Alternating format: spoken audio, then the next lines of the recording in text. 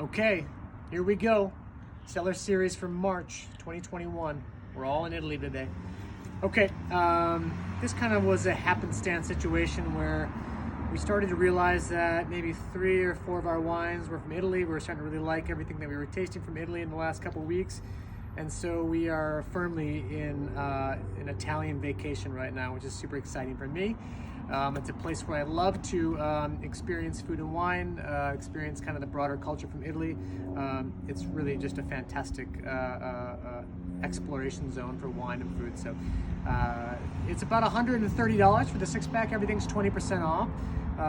The weather is warmer. We're back outside. I am completely jazzed about our decision just a moment ago to actually come outside and do this. So bear with us on Grand Avenue, but here we are.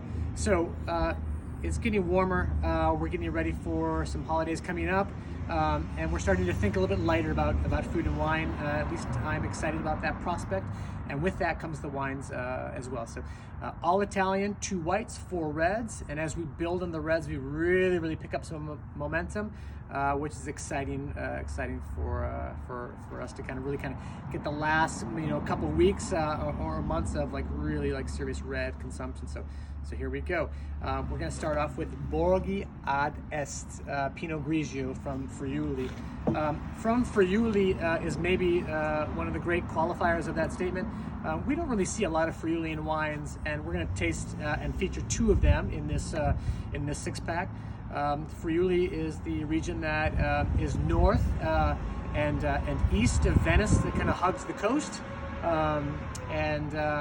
it's right along the Slovenian border, and there is an amazing kind of array of white wines there. So there's just a little bit more texture, a little more kind of complexity to some of the whites that we see there, which is really exciting. So this is made by a guy named Robert Prinic, and he is the president for the Consorzio. So the guy kind of knows the vineyard areas around Vicolio and really gets the most out of this fruit. The other kind of thing that we wanted to feature with this one in particular was that it's a really great value. It's $15, before even the 20% discount that is part of this deal. And we really wanted to be able to kind of not exclude that. Oftentimes we're like, oh, wine's in the 20s and 30s, but this was too good of a wine to pass up. So a really lovely start to our 6-pack. Moving to the Ligurian coast, and I have a map that I just drew right here. So we are in Italia, if you can see that. And so we are going from Friuli all the way down to here, right along the Ligurian coast. Liguria kind of starts all the way up near Monte Carlo and goes all the way down to La Spezia. Just think of the Cinque Terre. That wine comes from right here. So without further ado, don't mind the bus behind us, we are looking at Colli di Luna, a wine from Colli di Luna, and a fruit called Lune. Awesome Vermentino. Vermentino in certain hands really kind of excels. It really kind of has this whole extra gear of kind of finesse and kind of that stony seaside mineral quality. And Liguria is the land of pesto and focaccia and some of the most amazing seafood anywhere in Europe. So if you're thinking of kind of seafood crudo or like a shrimp dish, this is such an awesome companion to that. Really high quality Vermentino. So moving back to Friuli, we're looking at our first red from Emilio Bulfone. Emilio farms kind of the western part of Friuli, and he uses grapes that are indigenous to this area. This is a grape called Chonaros, and Chonaros, the best way to think about this grape variety is it's very lighthearted, it's very bright and energetic, with a little bit of time in the glass. Its kind of narrow personality really kind of fleshes out, and it's not that dissimilar from Pinot Noir. It's not that dissimilar to some of the other kind of medium-bodied reds that we kind of love and kind of consume regularly. But it's a grape that we've never really seen before in the shop, and so this is our first Chonaros that we've ever worked with in the shop, as far as I understand. And it's a killer little bottle to start the progression of red wine. So fresh, friendly, just a really lovely red. Moving to Tuscany, we're in kind of the friendly confines of the village of Montepulciano. Montepulciano was the very first village anywhere in Italy in 1980 to kind of granted this DOCG status, and that is an important designator. It's kind of wines that have a very distinct kind of calling card and style, and if they adhere to that, they kind of get this kind of gold star, so to speak. So love it or hate it in terms of wine laws, it's been one of the first recognized areas of great terroir. So mostly Sangiovese, I would say about 70-80% Sangiovese, a little bit of Colorino, and I think that there's some international varieties that make up the blend on this, but it really is kind of the Sangiovese and the purity of that fruit that does most of the talking here. So, these wines are aged about 2 years in barrel after release, and there's just a really fantastic red fruit quality that exists in these two wines before we get into the really fresh blue and black fruit qualities of the last two wines. So just a really fantastic Tuscan red, so kind of the highest quality. So if you like Chianti Classico Reservas, if you like Rosso di Montalcinos, you're gonna love this wine. Caterina Day is the proprietor of the estate, and she does really lovely stuff. So a great producer since the 1960s. So moving on my map from, here we go, live TV. How do you like that, DeRusha? Okay, we're going from Tuscany all the way up to right here, just north of Verona, to the Veneto.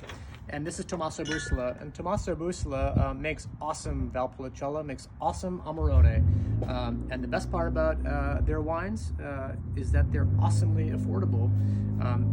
We have kind of seen a handful of producers really skyrocket in terms of their prices.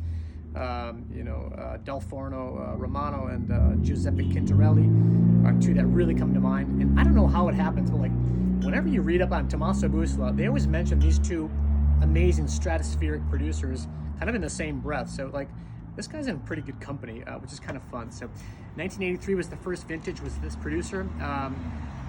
It's a classic blend of very high quality younger vines that would normally make their Amarone, but are part of this. So Corvina, Rondinella, Molinara are kind of the order of the day in terms of the cépage there. Clay and limestone soils. 1983 was the first vintage. 1993 they built a new cellar. Gosh, every time I taste this wine, it has a very distinct kind of calling card, and it's this little kind of wine thing called volatile acidity, which is not a bad thing. In certain wines, volatile acidity, a little bit of Brett or Brettanomyces it's the X factor in the wine. So what makes it interesting. It's what makes you reach out and say, hey, give me another glass. It's absolutely delicious, full-bodied, rich, but very fresh and very vibrant wine from the Veneto. Old school in a lot of ways, but very delicious. So we are going to finish up with Marco Moroder, one of the great wine personalities. And if you ask just about any wine buyer who's been buying Italian wines in this town for more than a couple of years, I think that they will kind of really have fond memories of Marco Moroder, the Moroder family, and just kind of the energy that this estate really kind of provides. This is their Dorico bottling. This is one of those wines that we see every few weeks where a distributor has an awesome deal, and we're like, yes, we'll take everything you have because we know the quality of the wine. So once again, we're passing that on. But where are we? Where are we with this wine? It's 100% Montepulciano from just outside the seaside town of Ancona, along the Adriatic coast. This wine is so close to the ocean, but you can't see the ocean from there unless you go to the very top of their organically farmed estate. And then you can see this amazing view of the Conero, which is this dormant volcano, as far as I understand it, which is a national park. It's a stunning amphitheater for growing Montepulciano. Yeah, it's a hell of a wine. It's full-bodied, it's rich. It really kind of lets the last little bits of winter, and I know we're not done with winter. It's not my first go around here, but this is a kind of ode to the full-bodied drinking wines, especially from this part of Italy that works so well in the colder months. So, like I said, all Italian, about 130 bucks. I think this is an amazing collection of wines that really kind of give you a real grand tour in a way of maybe some space regions that we don't really explore as often as others, and some classics as well. So you can pick it up starting this Friday. As always, direct message us, give us a call, email us. We'll be happy to fill this order. Enjoy the sunshine. Happy spring.